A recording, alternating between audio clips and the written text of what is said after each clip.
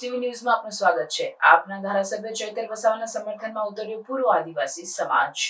આમ આદમી પાર્ટીના ધારાસભ્ય ચૈતર વસાવાની ખોટા કેસમાં કરવામાં આવેલી ધરપકડના વિરોધમાં આમ આદમી પાર્ટીના ભરૂચ જિલ્લા પ્રમુખ પિયુષભાઈ પટેલ, ઝઘડિયા વિધાનસભા પ્રભારી સંદીપભાઈ વસાવા, અંકલેશ્વર પ્રભારી નીતિન વસાવા, ભરૂચ લોકસભા પ્રમુખ યાકુબભાઈ ગુરજી, આદિવાસી આગેવાન રજનીભાઈ વસાવા, આદિવાસી આગેવાન રાકેશભાઈ વસાવા સહિત આદિવાસી સંગઠનો, આદિવાસી નેતાઓ તથા આગેવાનોને મોટી સંખ્યામાં આદિવાસી સમાજના લોકોએ ભરૂચ ખાતે કલેક્ટરના માધ્યમથી મુખ્યમંત્રીને આવેદનપત્ર સોંપ્યા.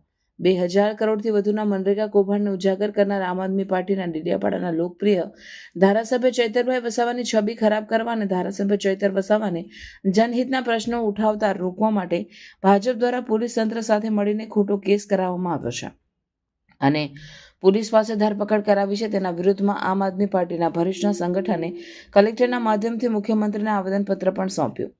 આમ આદમી પાર્ટીએ ધારાસભ્ય ચૈતર વસાવાના સમર્થનમાં જણાવ્યું કે હકીકતમાં ધારાસભ્ય ચૈતરભાઈ વસાવાને ખોટા કેસમાં ફસાવવામાં આવી રહ્યા છે.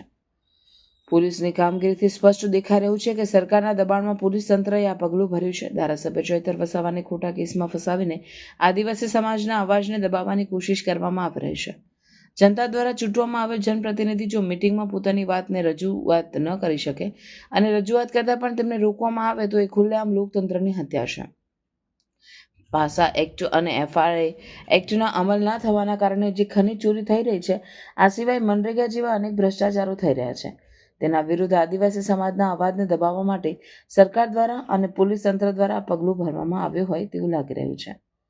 આમ આદમી પાર્ટી તંત્રના આ પગલાંને સખત શબ્દોમાં વખોડે છે અને સરકાર સામે માંગણી કરે છે કે આમ આદમી પાર્ટીના ડેડિયાપાડાના ધારાસભ્ય ચૈતરભાઈ વસાવા વિરુદ્ધ ખોટો કેસ દાખલ કરનાર અધિકારીઓ વિરુદ્ધ સખતમાં સખત પગલાં લેવામાં આવે અને આ સમગ્ર ઘટનાની ઊંડી તપાસ કરવામાં આવે.